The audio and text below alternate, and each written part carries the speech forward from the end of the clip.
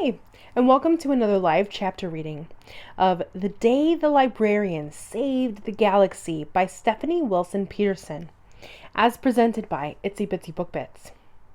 Sophia Boyd! A sharp whisper hisses at me. Get down from that chair right now! I turn to Miss Booker. I'm sorry, I tell the librarian. I can't reach this book. I point to the bright red spine of a book on the top shelf. I turn back to Mrs. B, hoping she will come help me. I hate being short. I'm the only third grader who can't reach the top of the shelf in our school library. As I turn, the chair begins to wobble. Whoa, I call out in a voice much too loud for the library. I fall off the chair, slamming into the ground hard. Ouch. The eyes of 24 third graders stare at me.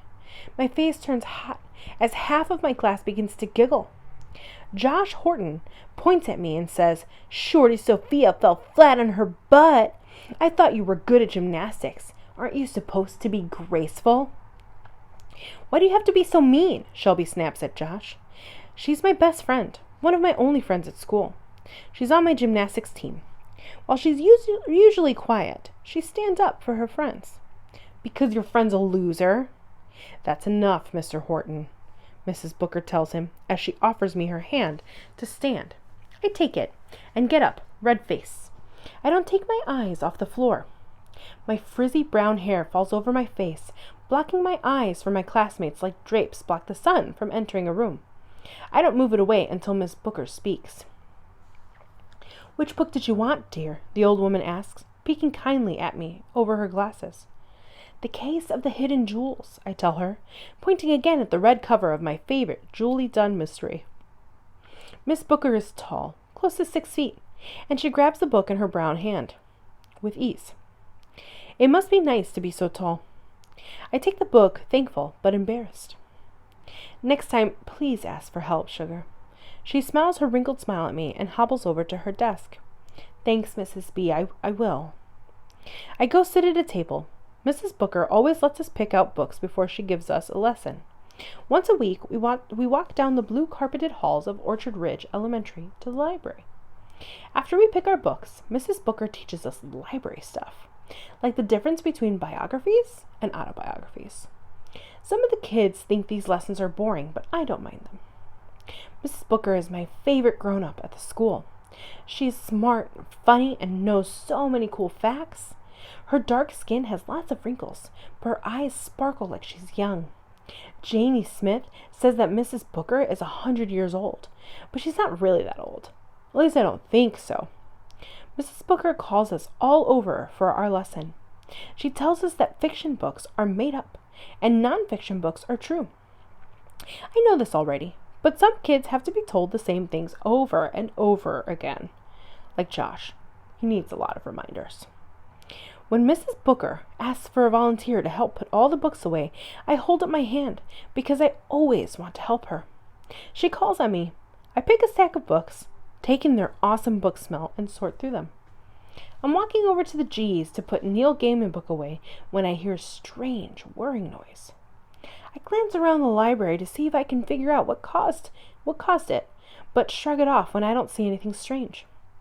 As I place, fortunately, the milk back on the shelf, Morgan Avery screams.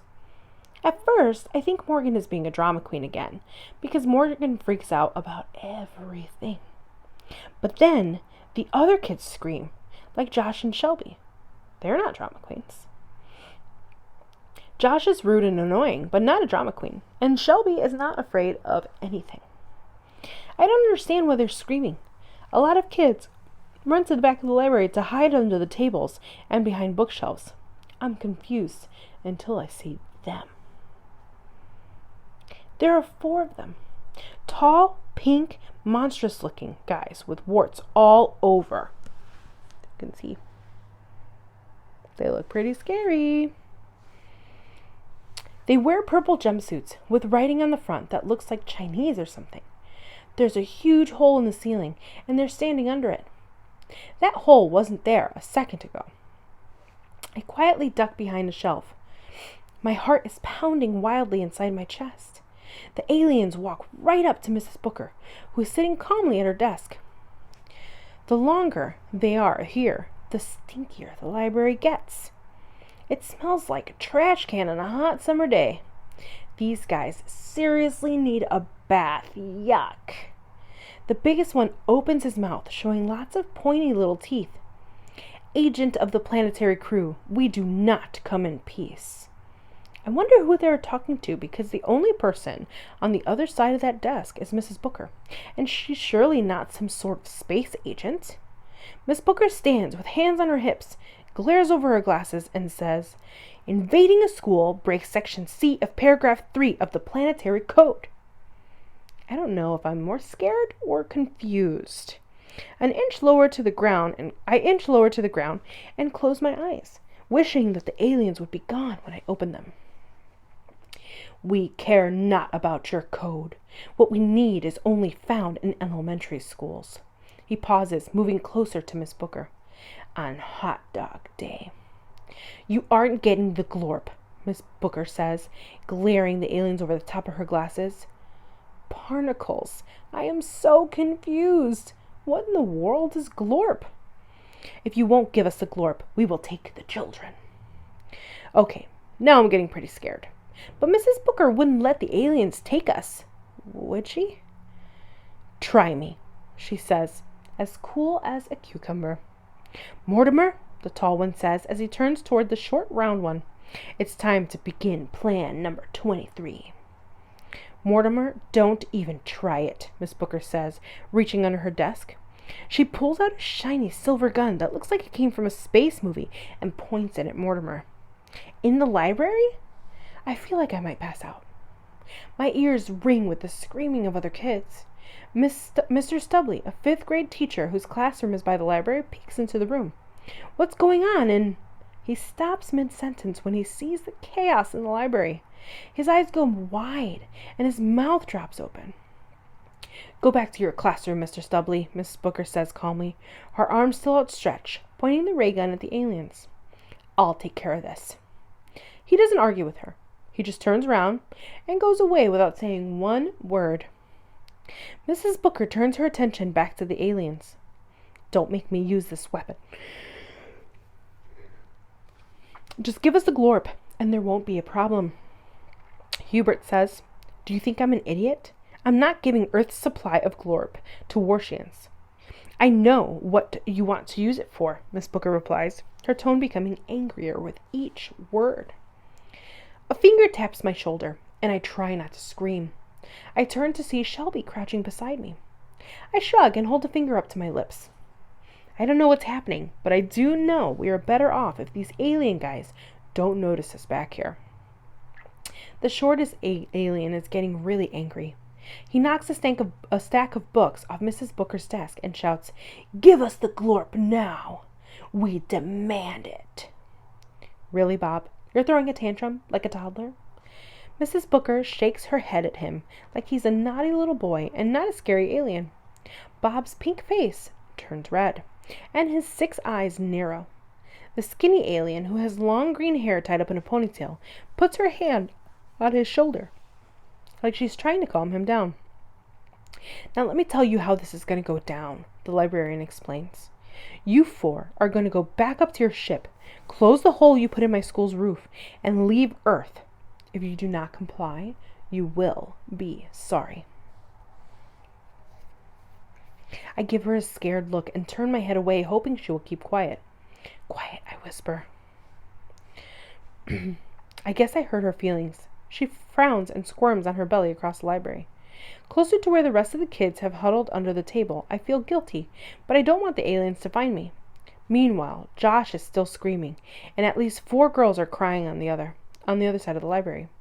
Their wails echo through the halls. I hope someone hears and calls the police or whoever it is you call when aliens invade your school. Hubert is angrier than ever. He lets out a deep, rattling growl that shakes the room and makes my ears throb. This causes Mrs. B to stumble a bit, and she loses her grip on the ray gun, which clatters to the ground with a metallic clank. Mortimer snatches up the gun, a wicked grin spreading across his ugly face. Hubert raises a hand in the air. A bubble begins to form in the palm of his watery hand. It grows bigger and bigger until it's the size of a minivan. He throws the bubble towards my classmates. It stretches around them, sucking them inside as they shriek in terror. All 24 kids and the table are enclosed in the bubble, which hovers in the air about 5 feet off the ground. Their faces show their fear, but I can no longer hear their screams. I'm the only kid in the 3rd grade who hasn't been captured by aliens. I want to cry. I want to scream. It takes all of my willpower not to run out the back door. But I don't want the aliens to catch me. I can't leave Mrs. Booker alone with them, even if she does not seem to be as afraid as I am. I hold still as stone, and pray that the aliens won't notice they've missed one kid. Mrs. Booker, now without her ray gun, is angry with the aliens. Listen to me, Ethel. Can you calm these boys down? She looks at the alien with the green ponytail. You've got to get them to release my babies. Ethel just looks at her feet. Mrs. Booker sighs. Ethel, she says, her tone very teachery. You know this won't end well for your crew. Trapping children in a school is against so many planetary codes. It would take all day to list them. Ethel shakes her head. Mrs. Booker turns to Hubert. Son, you know this isn't a good idea. You'll be in a world of trouble when the council finds out. When we get the glorp, there won't be a council. You keep so much in this school that we'll be able to build a black hole big enough to take out the entire Milky Way. And all of you punny humans will be spaghettified. With you out of the way, the Wartians will rule the galaxy. He lets out an evil cackle, and his many teeth flash in the light of the desk lamp. They could take out the entire galaxy? Spaghettified? Like, turned to spaghetti? This does not sound good at all. I scan the room, looking for something that might help get us all out of the situation. Suddenly, I see a boy rounding the corner, about to walk through the library. The library is a big, open room where 3 hallways meet. Kids in the K-3 hall often cut through it to get to the bathroom. The yellow hall pass the boy is holding tells me that's all he's trying to do. His frizzy brown hair tells me something more important. It's my brother, Aiden. Why did my dorky little brother pick this moment to cut through the library? I can't let him just walk into the middle of this. I have to act, and I have to act now. From the desk, where the aliens are still arguing with Mrs. B about the glorp with their backs toward me, it would be hard to see us. We're both blocked by a large bookcase. I belly crawl towards Aiden, who looks super confused. I kneel and hold my finger to my lips to tell him to be quiet. He looks like he might laugh, but I shake my head angrily as he closes his mouth. I don't know what to do. Maybe we can quietly go down the hall to get help. But the aliens start yelling about gathering all the kids. Pounding footsteps ring through the hall as they head into the classrooms on the other side of the library. I grab Aiden and pull him into the janitor's supply closet and toss a large blue tarp over us both. Aiden tries to ask what's going on, but I shut him. We try to lay flat so we won't be seen. The door rattles, then opens. I try not to breathe and hope Aiden keeps quiet. I am so scared. I worry that I'll pee in my pants. But after a moment, the door closes again, and I hear the heavy footsteps continue down the hall. We sit in silence for several minutes before Aiden dares to speak in a scared whisper. What's going on? I whisper back. Aliens have taken over the school. Aiden lets out a laugh and my eyes widen. Shh. Wait, are you being serious right now? Aiden says. Shh, yes. Why would aliens take over the school? He whispers, sounding unsure. They want something called glorp, I tell him. Oh, the stuff in the hot dogs. There's glorp in the hot dogs? I ask, thinking that my brother must be wrong. Yeah, 2 weeks ago, I sneaked into the kitchen on hot dog day. I hate those rubbery hot dogs. Have you ever noticed how they bounce if you drop them? And they're kind of green. He's right about the hot dogs in the lunchroom. They are green and rubbery. I need him to get to the point, so I cut him off. Aiden, the glorp? Right. Anyway, I refused to eat those gross hot dogs, so I tried sneaking into the kitchen to see if I could find something else to eat. The lunch ladies were getting hot dogs ready for the next lunch period. They were all soaking in big vats marked glorp. Mrs. Murphy caught me, so I didn't get my snack. Well, it's hot dog day again, isn't it? I asked. Though I'm grossed out that our school cooks our hot dogs in something aliens use to make black holes, I try to focus on how to help. All right, that's all for today. I hope you enjoyed the chapter reading. Good night.